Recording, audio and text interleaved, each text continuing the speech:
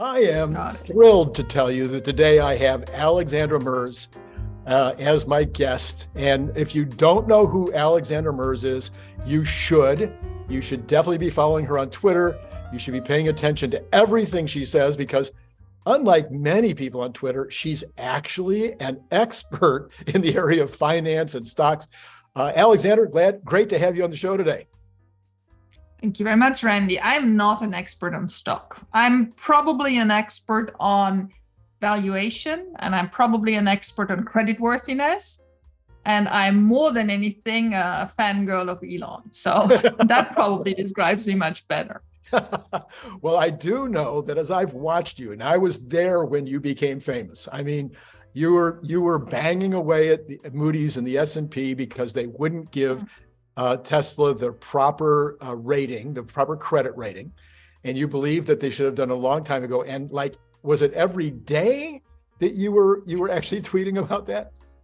Oh yeah, I was a real Karen. There's no doubt about it. I'm usually not. I'm usually quite easygoing, but I was very unhappy about their behavior.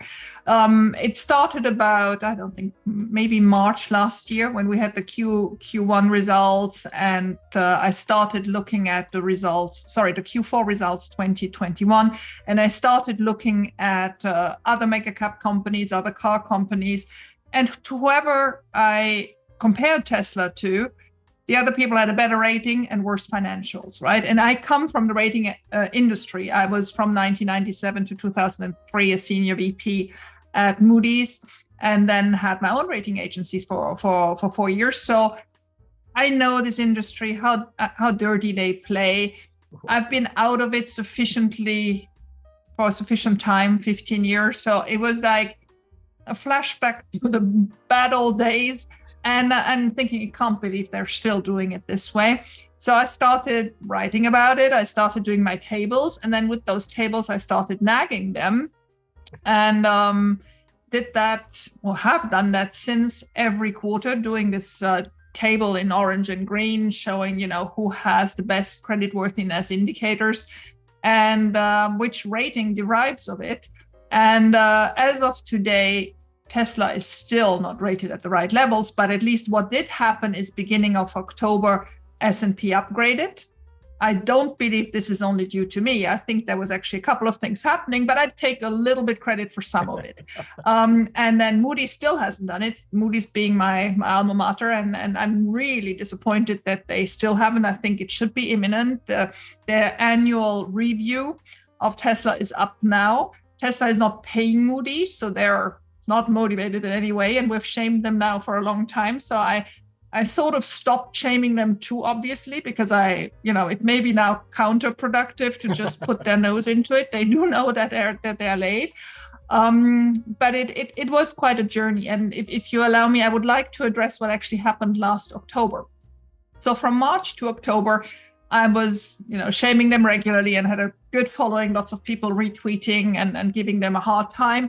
Then starting, I think it was in September, we started also addressing emails to Moody's and to S&P, and both actually replied. I mean, I nearly fell off my chair that they dared to reply. That was a bad move.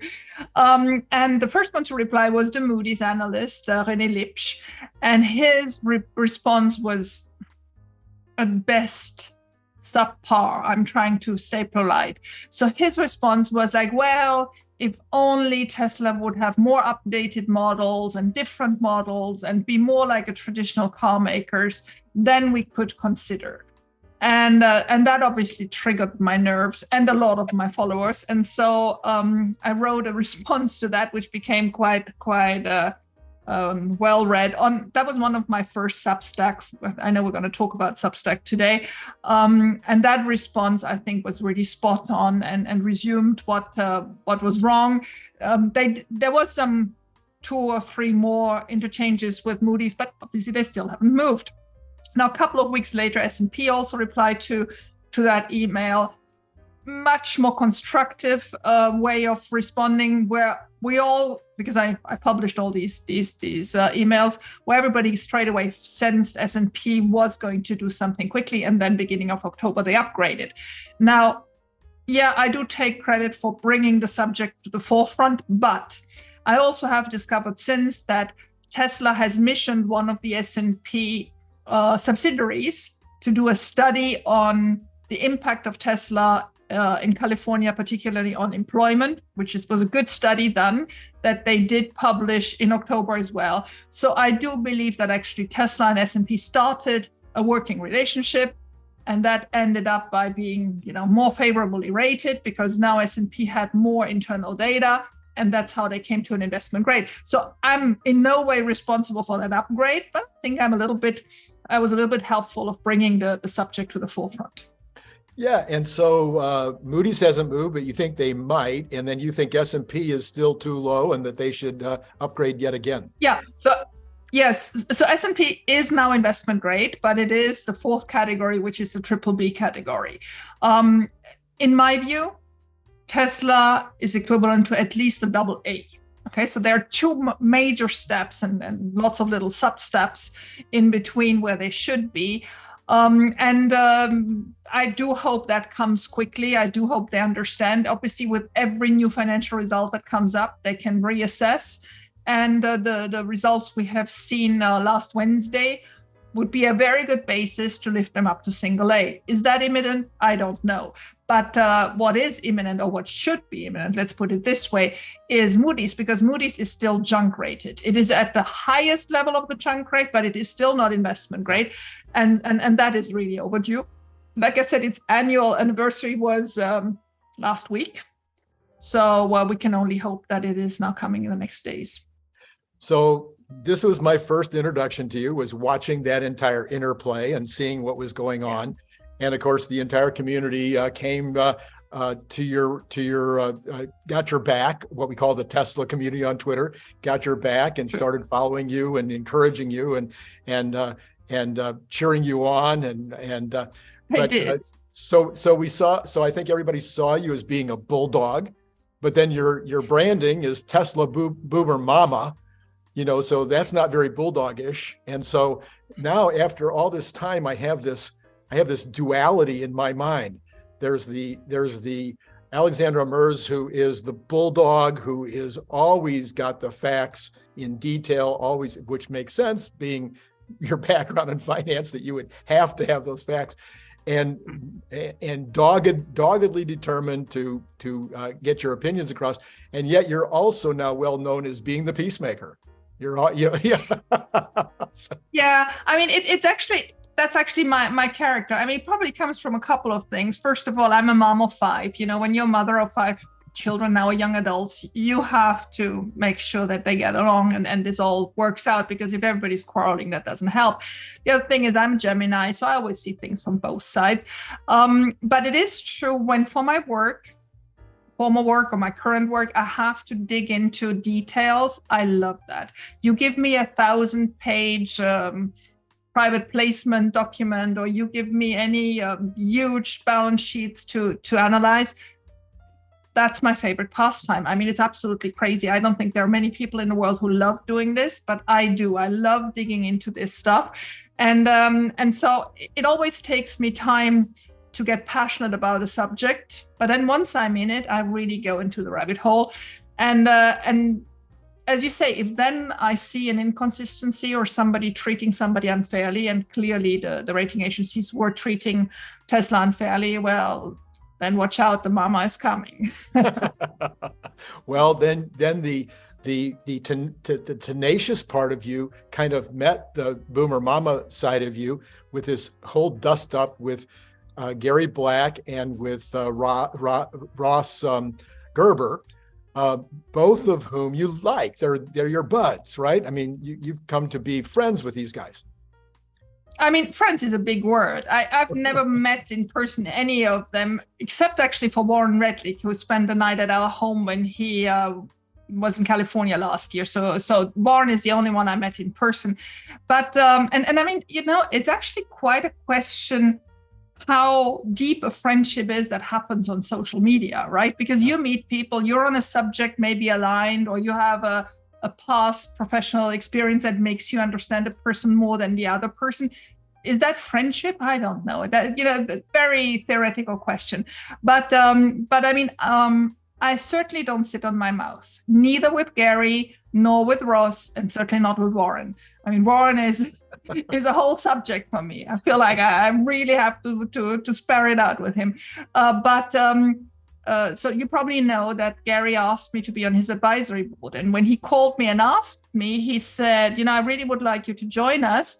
Please think about it about a couple of days. But the one thing I don't want is that you stop criticizing me.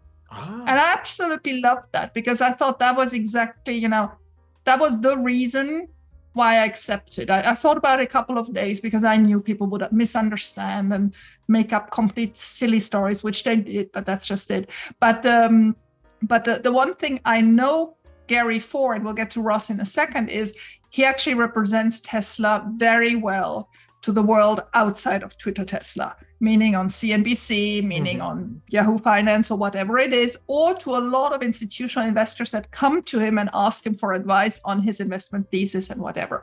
And I rather want to be in a position where I have Gary's ear than the contrary, because I think I come from a different angle. Sometimes I think it through differently. At the moment, we have a disagreement on the subject of whether it's a good idea that Ross wants to be on the board of directors, right? I don't agree at all with Gary's stance on it, and he doesn't agree with mine, but he listens. And I just think that is a privileged position that I didn't want to lose. Now, coming to Ross. So Ross is also on that board of advisors, so that's the only connection point. I have invested in Gary's fund for a long time, but I've never invested in Ross's fund. I watch them daily as I do the ARK funds, just because I want to understand what these whales are doing in Tesla investments. So Ross is more of a charming character, right? He can sell you anything. He's the sunshine when he comes into a room. He talks and talks and talks and is very dominant, which is very charming. He knows how to speak to the ladies. So it's all good. And then he's quick on his feet. And I've witnessed this a couple of times. When Ross hears conflicting information, he very quickly adapts to the person where it's coming from. This is the typical salesperson approach, right? When you want to sell to a client, you need to tell the client what he can listen to. There are clients who can hear one story. There are other clients who can hear another story. And he's very good at adapting his message, his speech, his way of presenting it to the person that he is receiving his message, which brings me obviously sometimes to great despair, because I feel that what he said on Monday doesn't correspond to what he's saying on Tuesday, right? It just, and when you're an analyst and when you're trying to be fair and whatever, it drives you crazy when you say, what, didn't he say the opposite yesterday? So there we are. So I grant him he's quick, I grant him he's charming, but I think he's overshooting. And on this subject of becoming a board of directors member of Tesla, I completely disagree with him. His two main points, as we've hashed out yesterday on Herbert's channel. So I want to attack it just slightly differently. Yes, go ahead. So for my audience who may or may not be up with this entire situation. There's been a question that was started, I would say, probably about 4 months ago when the stock slid past 200, which I certainly would have never, ever predicted. I've been watching the market for so long that if I say the time, you'll get my age, and I don't want that. So, but I've been watching it since I was 18. Let's put it that way. While I was at UCLA, I was going down to the stock market and watching the ticker tape go across mechanically, before there was anything online, and playing go-go stocks. A Fairchild Cameron instrument was the first one I made a lot of money on. So I've been doing this a very long time. I would have never, if you had pinned me down to the floor and offered me whatever, I would have never thought that Tesla would have fallen below 200. And as a result, I personally rode it all the way down. Fortunately, we're riding it all the way back up again with some fresh money in there. So that's good. But so really, I think the grumbling started because people were losing money.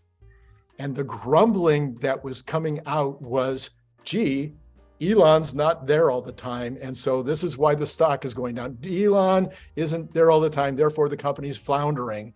The company is floundering, because of all this bad press because of Twitter.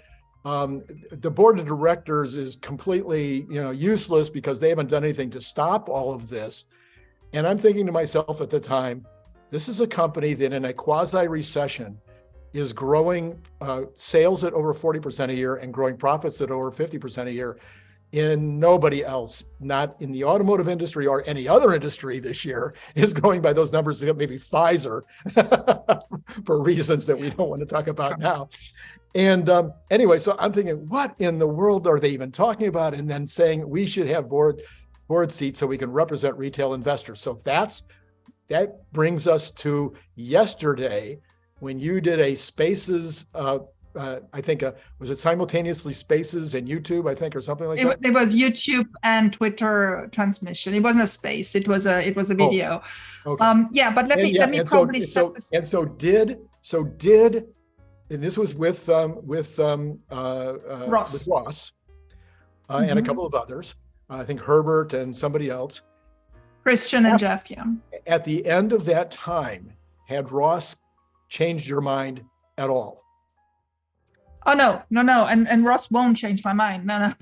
This one, I'm not gonna falter. It took me actually quite a while to get to my opinion, and let me maybe insert that. So when Elon started selling his shares to purchase Twitter, I was all for it. I absolutely love that he's buying Twitter. I think we need a social media that is apolitical.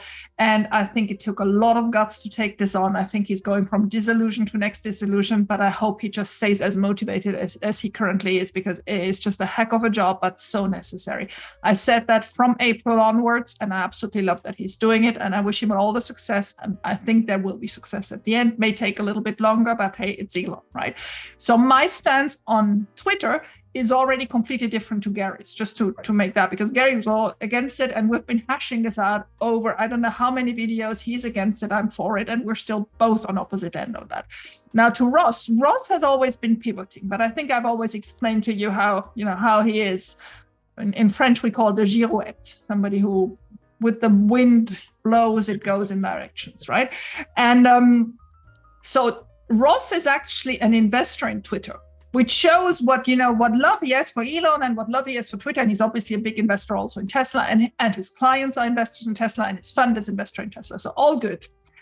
But when the purchase happened in October, in a difficult macro climate, in a difficult stock market climate, the fact that once Twitter was sold, but Elon continued to sell shares, 7.5 billion at that moment in November, just amplified that. I mean, I don't want to call it Twitter overhang because I'm so done with that word, but with this negative sentiment that Elon is more concentrated on Twitter than on Tesla. And Tesla was obviously the only publicly traded stock on which people could shorten or got margin called or suddenly were thinking about tax harvesting or whatever, just because that was the only thing available to express the opinion, right?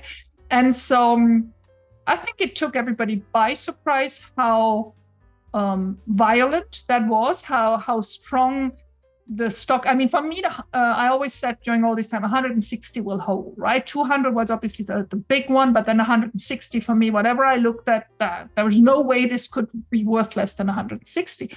And there I looked at it and down it went to 101, right? And so I understand why people in these moments search for a short-term reason why it happens and why, blame somebody, try to reason yourself out of it. Was that stupid? Yes, it was, no doubt. So what would a retail representative on the board of directors have changed? Now, the first thing, let me tell you, the board of director members of Tesla and any other publicly traded company have to look after shareholder value anyway. be it retail investor or institutional investors, right? So it's not as if we don't have a representative. What we were longing for at that moment, obviously, was having one person we could talk to. Now, my study on that, and I'm getting later into the result, clearly shows that Tesla's board of directors are not people that are in constant communication publicly to receive our grievances and respond to them. They don't, right? And that may be something that certain Tesla investors deplore, right? That they find there should be more communication. But I think one thing people have to be very clear about, Tesla's communication is Elon-centered. And I don't think it is Elon-centered because Elon wants to shine there, right? I think Elon is done shining and done wanting to be popular and all that. I think he's gone through all that. But this man has been beaten up so much by the media that I think his strategy is, okay, I am there, I am the shield. These 8 members of the board, they got to do a job. And I'm going to take everything it takes from the media. I'm going to take everything from the public. I'll be there on Twitter. I'll shoot myself in the foot as many times as it takes. But it's me. I want to protect them to be able to do their job. And more I look into that, more I think that is exactly the right strategy. And I'm fine with that as a Tesla investor. Now, if somebody can't accept that, they should really put in question their investment into Tesla, because I do believe communication will be Elon-centric for a very long time. Oh yeah, and should be. Quite frankly, in my book, The Elon Musk Message, I spent a lot of time talking about, I believe that he is Ronald Reagan-esque as a communicator. Does that mean that people are going to agree with him all the time? Heck no. No. Ronald Reagan, when he was elected president, the press called him an actor who had no business being president much, and so no, you're not going to get 100%. And there was actually a report today, some deep work that was done of all the major CEOs in the country. Elon gets 50% of the press, 50% of all of the press for all CEOs, and 80% of it's negative. Yeah, but so who else has that? So many. But who else has that?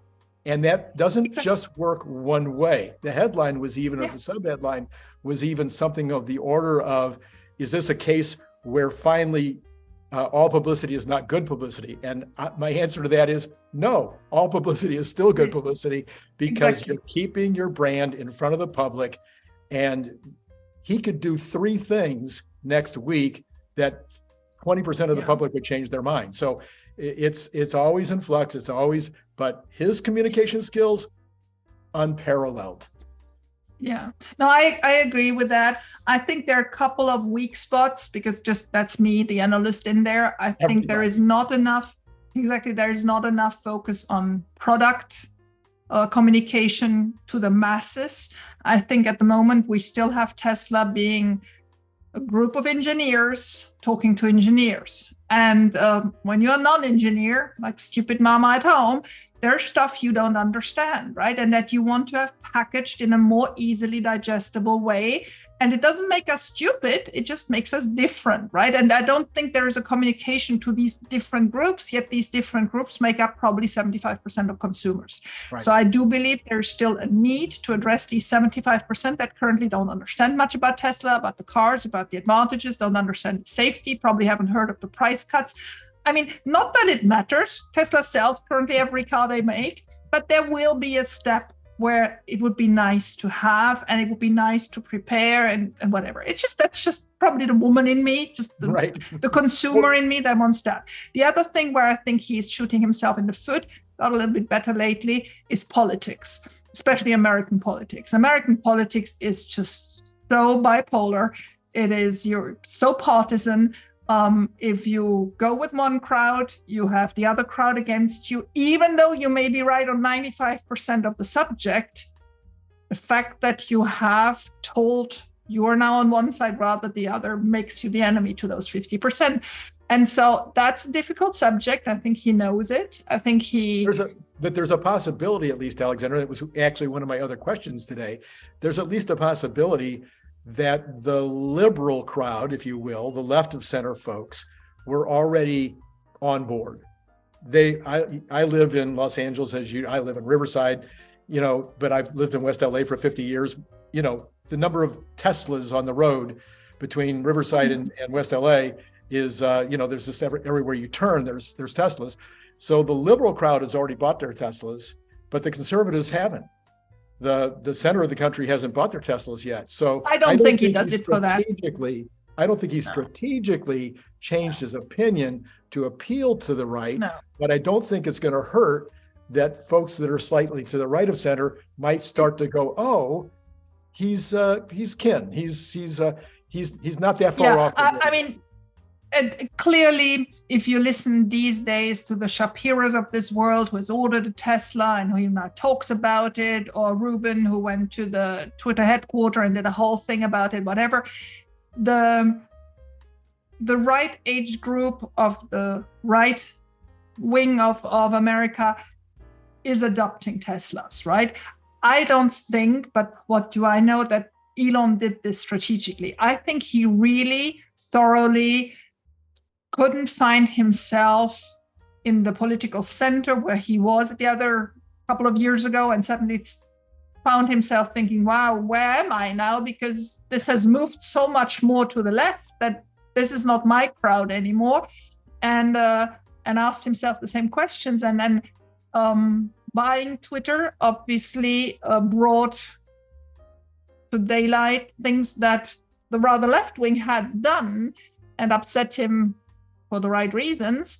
Not sure that all these Twitter files finally found the audience they should have. I think this sort of went, more or less unnoticed. People are so fed up with this whole thing, and he probably had hoped the intelligent people would now give this the attention it deserves.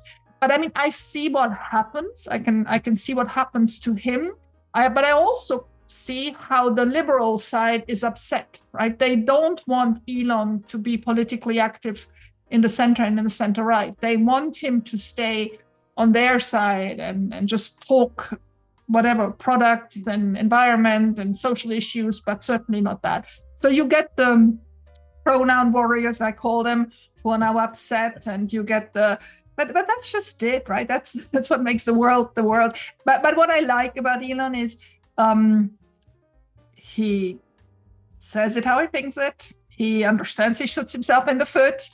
He lets it go a couple of days. If the heat is still on, he may actually consider doing it. And that, just to bring it back to the subject, so the two things that Ross and the whole, I'm not calling it cabal, but the whole group around it that wants to change the board of directors or want to bring change around it, criticize are: one, the way the stock sales by Elon were done, how they were executed, which I think is an absolute minor point, right? But let's just put it out there.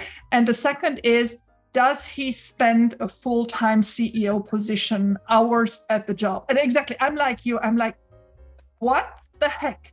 I mean, you've been a business person. I've been a business person. Oh, I still am. How many times I wake up at 2 a.m. and think about a client and a solution, and maybe I find it in 5 minutes, or I don't. But is anybody counting that in my 40 hours that I'm supposed to do?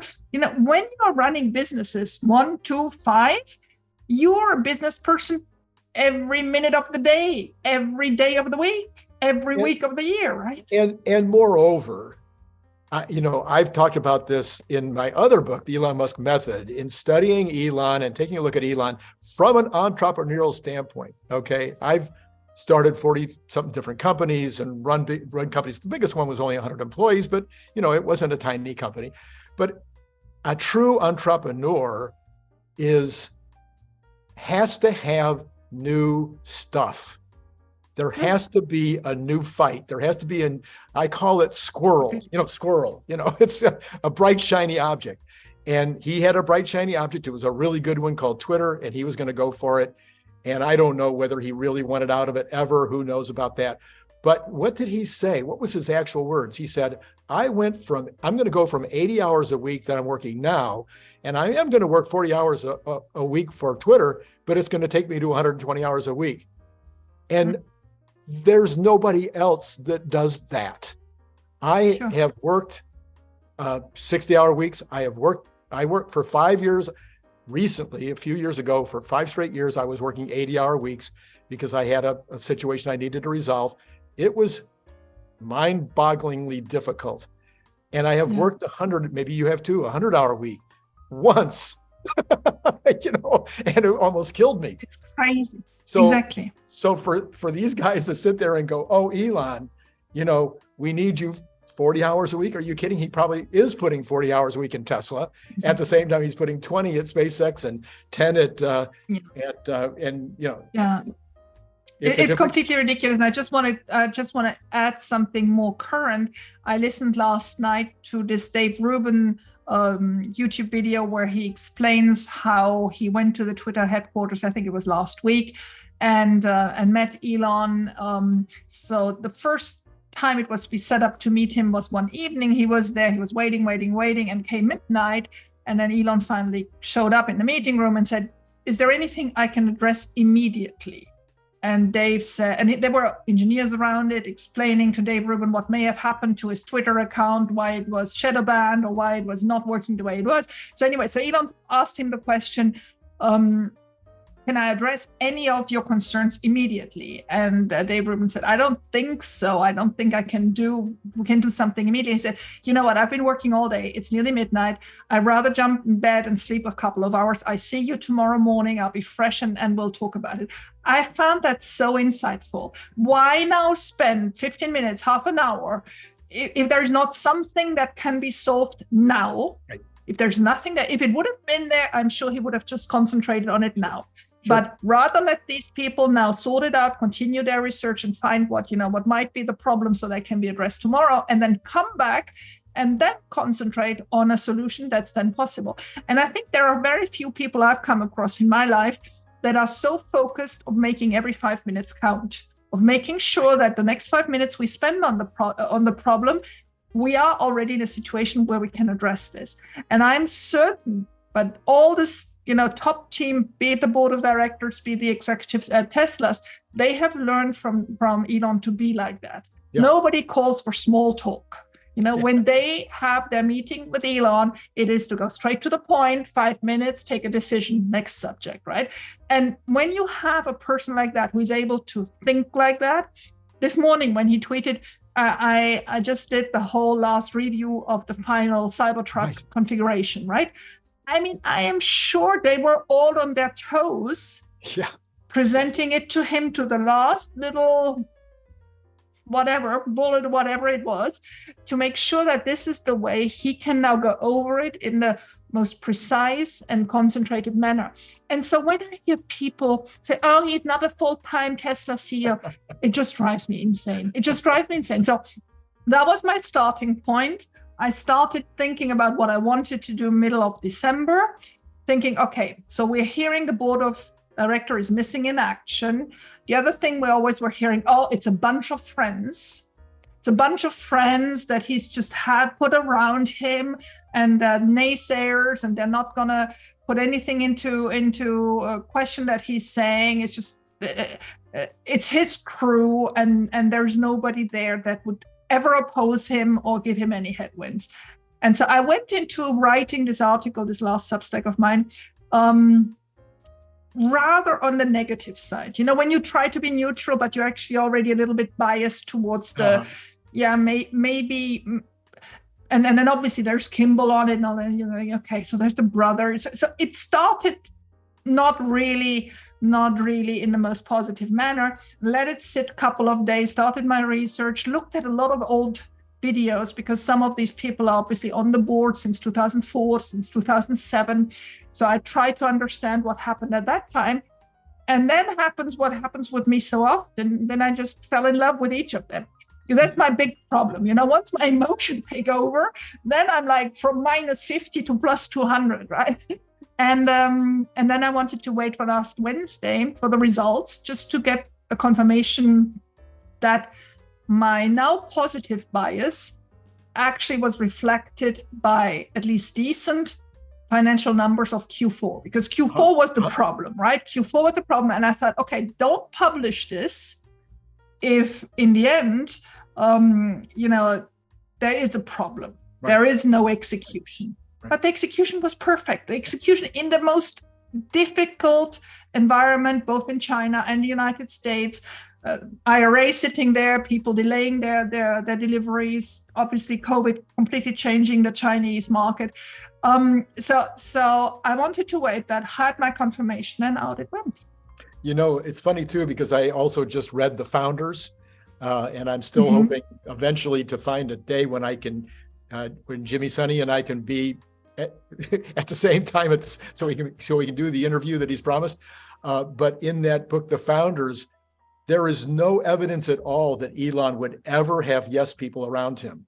In fact, there's so much conflict at PayPal, so much conflict at the previous, at X.com, so much conflict. I mean, all along the way, he hires people that are brilliant, bright, ready to go, head to head. And, sometimes those things, like at PayPal, eventually he had to step down because they weren't on the same page. Exactly. Oh, well, that's good. And Elon also has made the very specific statement that one of the most important things to him in the world is the negative feedback loop. He wants to have people everywhere in the company feel that they can come directly to him and speak exactly what they feel, because he wants that feedback loop. Yeah.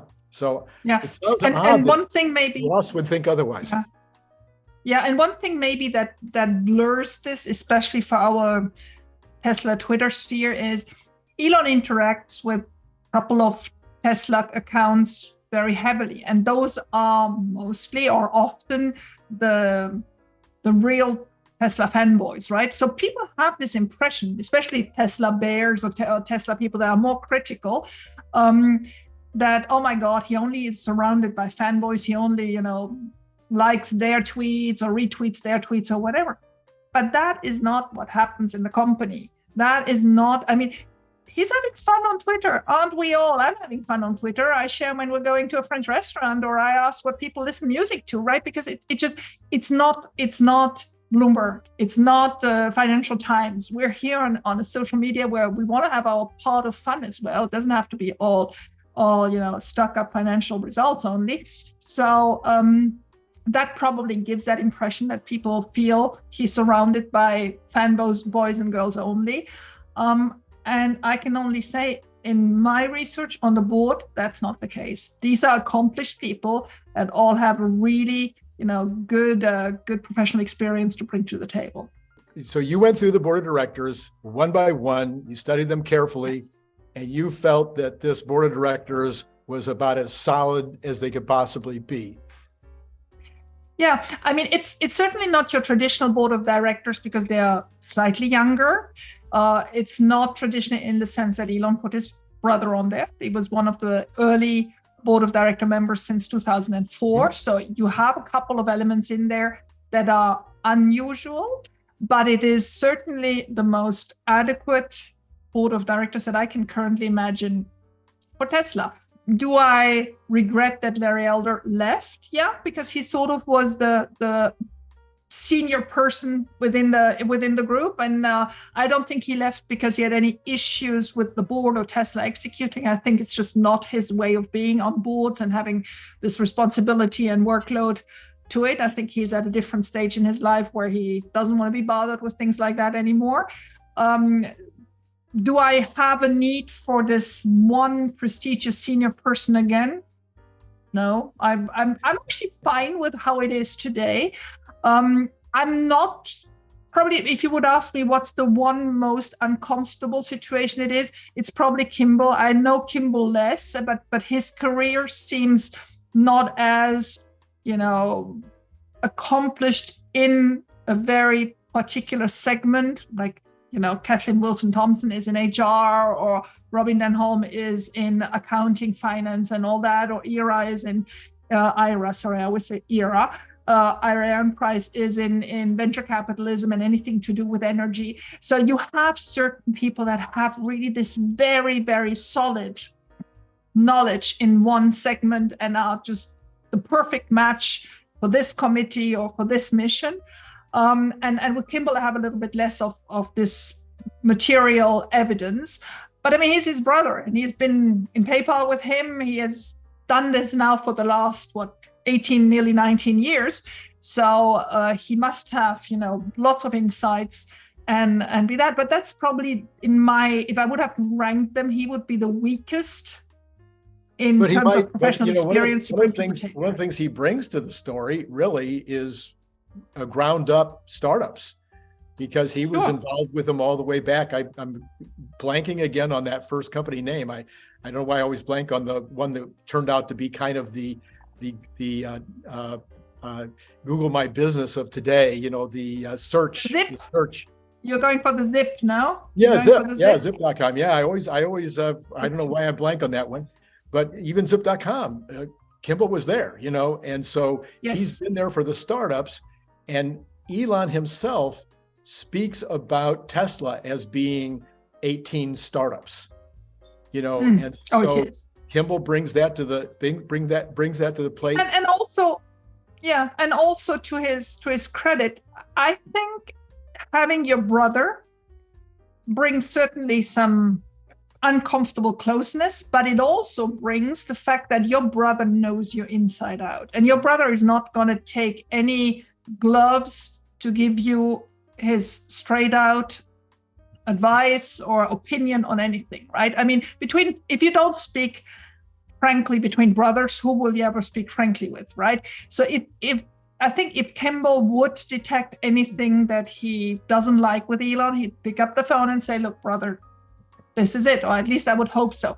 So that's probably one of the good things that Kimbal brings to the table. Now, like I said, in terms of comparing professional accomplishments, some other people just have on paper the resume that's just so impressive that Kimbal's looks weaker, right? But you're completely right. He's been there for so many years, through so many adventures, that he must know it. So if we,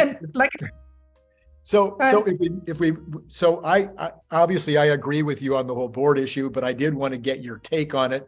And I was curious to know if Ross had moved you at all. And I gathered, because I listened to the whole thing, and I gathered that he had not, because I think it was emotional. I really think it was the whole idea is emotional. And what do I want more? What do I want from my board, and what do I want from my CEO more than growing the company rapidly and growing the profits rapidly? I mean, that's what I'm interested in as a stockholder.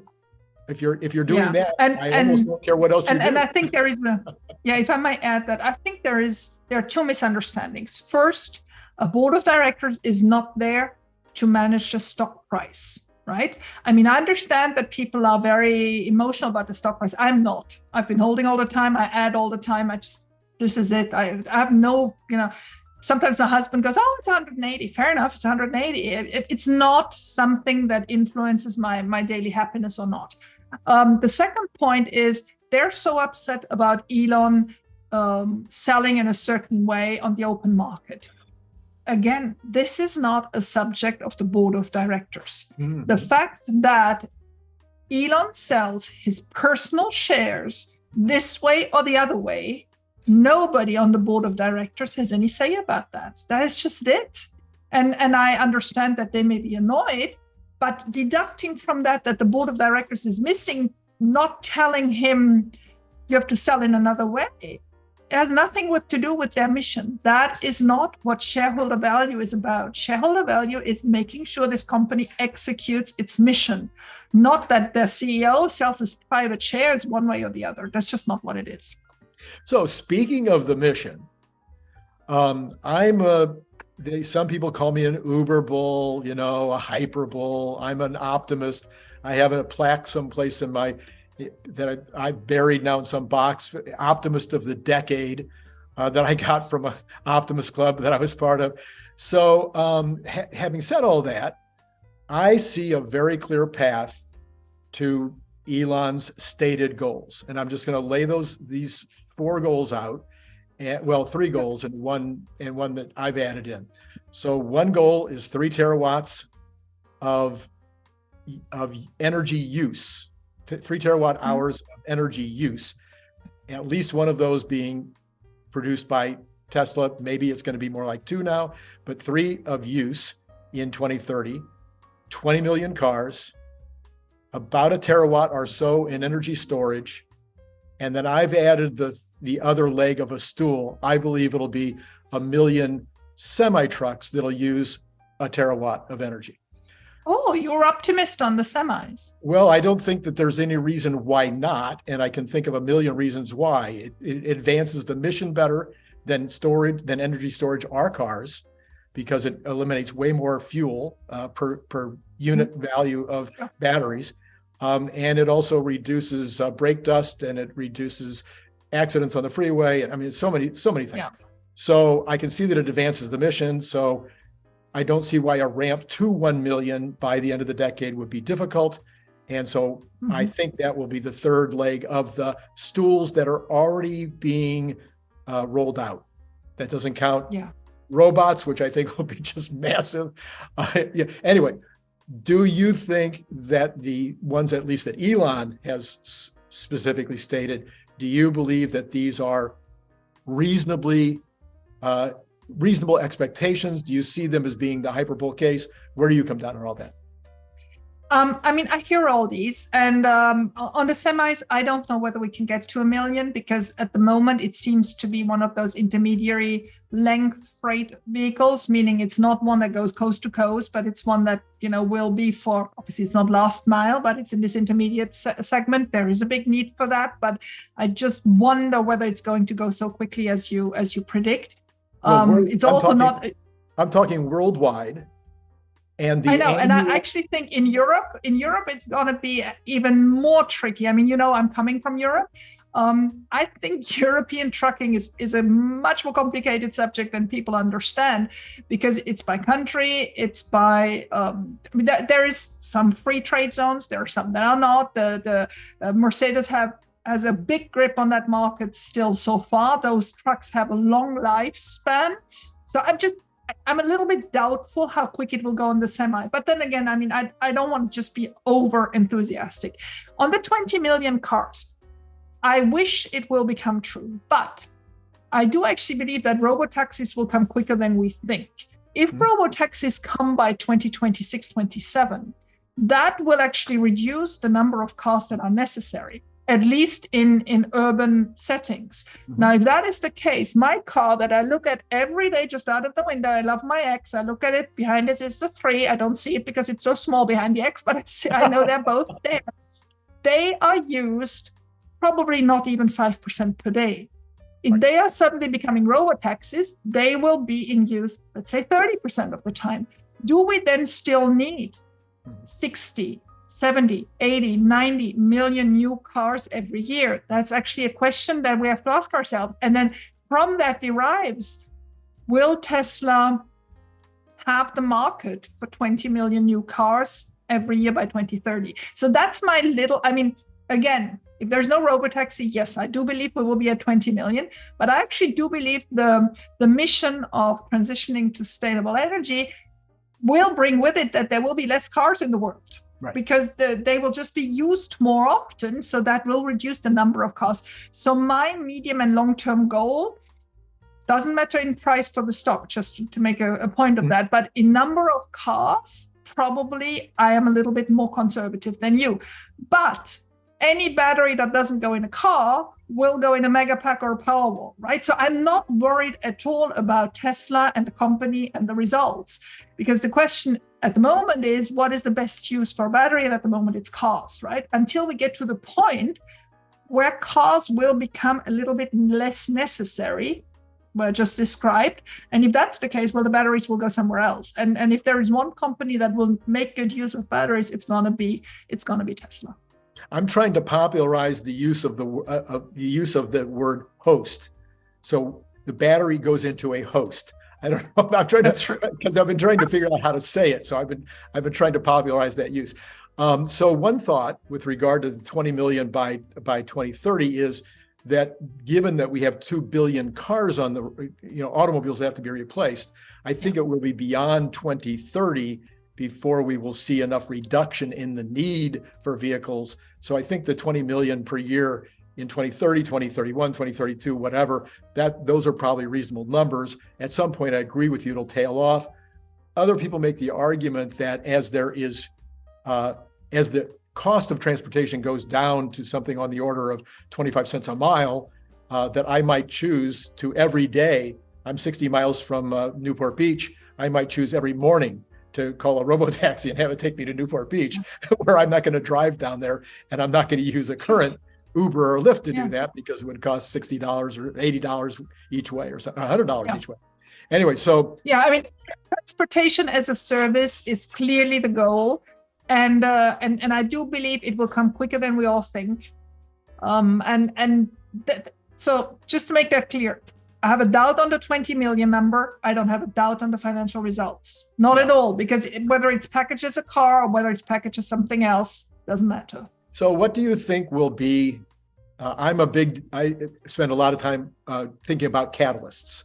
And I know Gary Black gets credit for starting the catalyst idea, but I'm not worried at all about saying I was second with the catalyst idea. So I listed 17 catalysts the other day, put them up on Twitter, did a YouTube video on it. What is it going to take, do you think? I followed Apple for all the years when it seemed like the catalysts were just so obvious and the market wasn't responding. What do you think it's going to take for Mr. Market to get it, to be able to see that this story is multiple times bigger than, even if we were back at 400 a share, it would still be multiple times bigger than that and worth that today? I mean, I want to give the market a little bit of credit. Not that I'm a big friend of the financial markets, but I think they actually see it. I mean, at one point, Tesla was worth more than all the other car makers together. Remember that? Mm-hmm. So I think they already understood Tesla is special. Tesla is a growth story like none other. All the others are more or less dying. I mean, they will group together. They will eat up our tax money, yours and mine. That's what we're here for, right? And they will hopefully survive, because I actually feel for those workers there. But it is clear that the market needs food to continue dream, right? So I'm actually one of those people that I'm always very cautious with catalysts, because a catalyst only works when you have the right wind behind the story. So for example, when we had that rating upgrade, didn't do anything. Probably a stock buyback last year in November, given the bad wind we had, wouldn't have done anything, because there is this sudden mood into something. What has to change for Tesla, and it did actually already, is the mood has to change again to something more reasonable. Now, does that mean we're back to 400 tomorrow? No, because that also depends on Fed, on interest rates, on many other factors. But once people will understand that full self-driving is going to work, is really going to make a difference, the robotaxi will become something that is, now tangible. It's not just a pipe dream somewhere on the horizon, but it's something that will be materializing. Then, once that mass market adoption of this idea comes, because when I talk to people today about it, they're like, yeah, no, it doesn't work, right? You can show them all of Omar's videos and they're like, yeah. It doesn't filter through. They're afraid of it, or their first reaction is, oh, I love driving, I don't want to give up driving. Yeah, fair enough. So once that mass market acceptance of the idea happens, then it will also filter through. So, but I honestly don't blame the market for being late. But Alexandra, I mean, I've done this analysis. I'm sure you've done the analysis. You don't need robotaxi. You don't need Optimus. You don't need Dojo as a service. If you just have the three, whatever the hosts are, and you do 1.5 and you do 3 terawatts, no matter what the host is, it's $1.5 trillion. Randy, I know, I do that as well. But have you noticed how long it took us to get Gary hooked on it? Why? On energy, I'm talking. Why? Because so far energy has been subpar. It was even losing for a couple of quarters lately. And then it's small, right? And financial analysts don't think like that. They see that 95% of revenue is here. Why do I want to look at the other 5, even though it's growing quicker, even though it has much more potential? Then the other thing I realized with energy is when you say to people gigawatt hours or terawatt hours, they're like, okay, energy is something that is very difficult to grasp. A car, they can see, they can count, it has 4 wheels. It compares to something they currently have. It's not nearly as sexy. Energy is not even close to being as sexy. Boring good, right? Yeah. Okay, let's switch subjects. My last subject is we have this investor meeting coming up in just 4 weeks. I saw you today with Herbert. I love Herbert. He and I are having a great time on his channel. What would be your number 1, 2, or 3 things that you would like to hear, or that you would like to have information about, or that would make your day on March 1st? Okay, so I'm traveling to Austin. I have no idea whether I'll get in, but I really hope I get in. I mean, I'm taking the whole risk, and they probably think this crazy grandmother, we don't need her there, but never mind, I'll try. So if I get in, what I really want to see is the production line. I'm sorry about the word, but I'm a real sucker of seeing machines work. I absolutely love that. The other day they had some of the Shanghai images, and I could sit an hour in front of them building together those cars. I just absolutely love it. So I want to see the production line. The second thing I want to hear them about, that's the analyst in mind, is what they described as capital allocation, right? I want to see what they do with their money.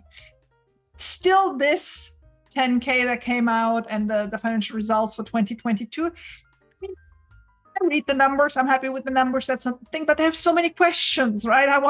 And so I hope we get a little bit more. I'm still hoping for that buyback. I know. We can talk about that for ages. So capital allocation is the second thing. First is the production line. Second is the capital allocation. But the biggest of all is obviously the product roadmap. I really want to hear, when does the Cybertruck come out? Do they want to discuss already this smaller hatchbacky car? Where is it going to be built? What's the timeline for those? So yes, I'm actually very, very positive for them. And contrary to Herbert, who I love as well, is I do believe it will have an impact on Wall Street. Okay. Yeah, I'm because this is easier. This is easier than battery day. This is easier than AI days. This is much more tailored. It's called Investor Day for a reason. This is tailored to the Wall Street crowd. Yeah, and I suppose the big question is going to be around this new platform, this Generation 3 platform. And I suspect that we're going to see the shape, the look of the vehicle that's going to go on top of it, and whether it's going to be made of stainless steel or whether it's going to be made of some new, maybe the whole thing is going to be die cast in one piece. People have talked about that as a possibility. So whatever it is, I think it will be sexier than battery day or sexier than AI day. Well, easier to understand, to assimilate, right? I always try to explain to people that are so into Tesla, do understand 3/4 of the world doesn't understand a world you're saying. Right. They have no understanding for that. And they misunderstand the rest. Right? And they misunderstand the rest. I can't believe. So anything that's easy to understand. I can't believe the intelligent people that I run into on a daily basis that have no idea about Tesla. Yeah. They're they still believe that there's range anxiety. They still believe that the battery's going to have to be replaced at 200,000 miles. I mean, they don't have any idea of the safety story. And this is in California. And how many tell me, it works in California because you don't have winters? Sure, right. That's why it works in Norway, right? I mean, it's like the number 1 selling car in Norway. Yeah. Well, this has been a ton of fun. I hope that the audience enjoyed it as well. I am looking forward to continuing to see your concentration right now on Twitter is these updates. I think they're daily also, of which funds are buying and or selling Tesla. Yeah. And I know I've been doing that for nearly 2 years now. So I started with the ARK funds. I've added then as soon as they opened Ross's fund and Gary's fund, and also Ted Park's fund. He's a very aggressive Tesla bull with a lot of option exposure. So it's very interesting to follow him.